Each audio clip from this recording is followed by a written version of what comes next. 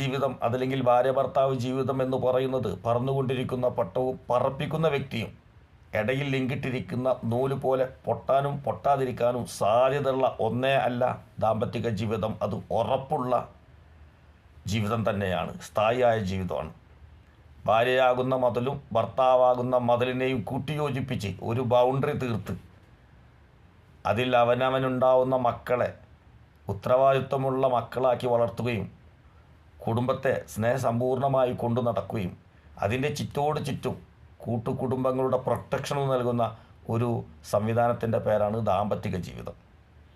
80% ഭർത്താക്കന്മാർ തന്നെയാണ് സ്വന്തം ജീവിതം കുട്ടിച്ചോറാക്കുന്നത്.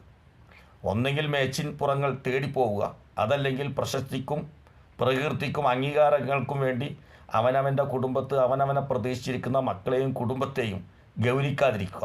പിന്നീട് കിട്ടുന്ന ലാഭം